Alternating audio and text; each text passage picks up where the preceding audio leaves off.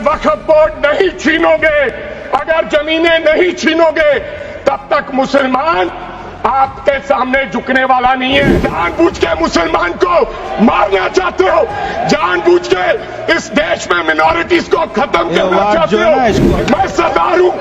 मैं सरदार हूं और ऐसी कई उदाहरणें हैं पंजाब के अंदर। अगर किसी मुस्लिम के पास कब्रिस्तान नहीं था तो सरदारों ने अपनी जमीन देके कब्रिस्तान बनाए। ये कौन सा अधिकार है कि मैं किसी को चीज दान देना चाहता हूं? और इसको कौन बताएगा? रिजू साहब ये बताएंगे कि ये प्रैक्टिसिंग मुस्लिम है या नहीं है। आपको लगता है पहले मुस्लिम मारेंगे, फिर सिख मारेंगे, फिर क्रिश्चियन मारेंगे? ये आपकी सोच है। क्यों बिल लाए? क्योंकि आपको पता चल गया कि देश का मुसलमान हमारा साथ नहीं दे रहा। हमने हथकंडे अपना लिए, हमने आरएसएस की नीति अपना ली, हमने डंडा अपना लिया, दंगे हो गए, लेकिन मुसलमान हमारे साथ आने के लिए तैयार नहीं है। जैसा आपने पंजाब में करने की कोशिश की, किसान झुका नहीं, पंजाब के लोग नहीं झुके, सिख नहीं झुके, तो आपने एमएसपी का झगड़ा आज तक डाला हुआ है कि किसान की सांस प्रणाली बंद कर दो तो पंजाब अपने आप झुक जाएगा। मैंने आज देश के गृह मंत्री का अच्छे तरीके से भाषण सुना। एक तो उन्होंने कहा कि विरोधी दल भ्रम फैला रहे हैं, मुसलमानों के बीच डर फैला रहे हैं। ये हमने फैलाया हुआ डर नहीं है। जब देश के मुसलमान को लगा कि देश में बीजेपी में 240 संसदों में एक भी मुसलमान सांसद नहीं है, हमारे लिए जगह नहीं है, तो वो डरने लगा। जब आपने कब्रिस्तान की बात की, आपने शमशान घाट की बात की, तो वो डरने लगा। जब गोधरा हुआ, जब मुजफ्फरनगर हुआ, जब दिल्ली हुआ, जब हरियाणा मेवात में दंगे हुए, तो देश का मुसलमान डरने लगा। और फिर क्या कहा गृह मंत्री साहब ने? आज गृह मंत्री साहब ने कहा कि 2013 का बिल अगर नहीं आता, यूपीए नहीं लेकर आती, तो आज इस बिल की जरूरत नहीं थी। क्यों बिल लाए? क्योंकि आपको पता चल गया कि देश का मुसलमान हमारा साथ नहीं दे रहा। हमने हथकंडे अपना लिए, हमने आरएसएस की नीति अपना ली, हमने डंडा अपना लिया, दंगे हो गए, लेकिन मुसलमान हमारे साथ आने के लिए तैयार नहीं है।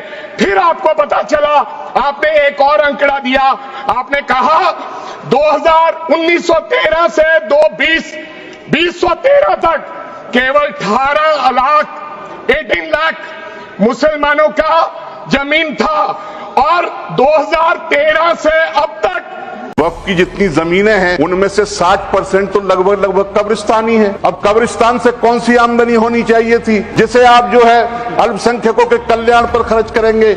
वहां तो सिर्फ कब्र खोदने का एक कारोबार होता है। उस काम में भी आप माहिर हैं। आप समझ रहे हैं कि इस वक्फ बोर्ड पे बिल को लाने से आप मुसलमानों का भला कर देंगे। जोर इस बात पर दिया जाता है कि इस वक्फ की जो संपत्ति है वो बहुत ज्यादा है और उससे आमदनी बहुत कम है। सर, मुस्लिम समुदाय का विकास होगा इस नए वक्फ बिल से। यानी जैसे वक्फ बोर्ड जो है आज का, वो मुसलमानों के विकास में सबसे बड़ा अवरोध है, उसे ये समाप्त करने जा रहे हैं।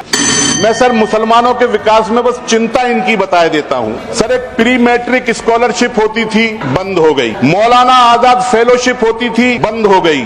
National commission for minority educational institution NCMI जो अल्पसंख्यक संस्थानों को दर्जा दिया करता था अल्पसंख्यक का, वो आज तक 4 साल से डिफंक्ट पड़ा है।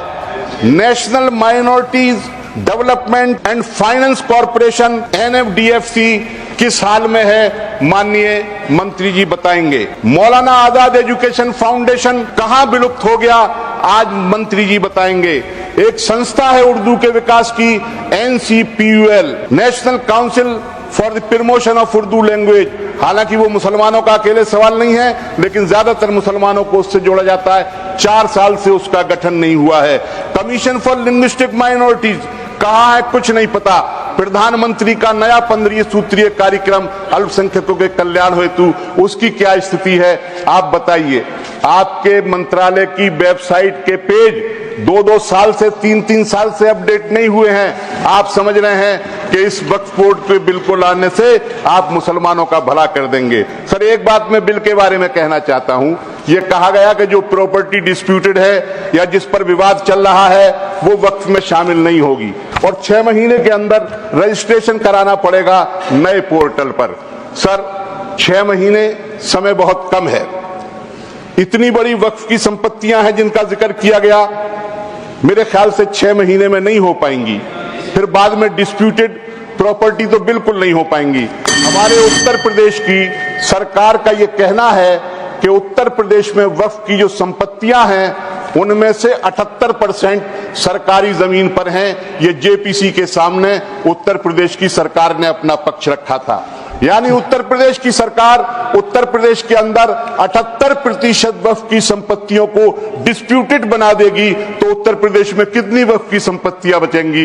ये उसको संरक्षण देने की बात कर रहे हैं। सर, आखिरी बात मैं ये कहना चाहता हूं कि बहुत ही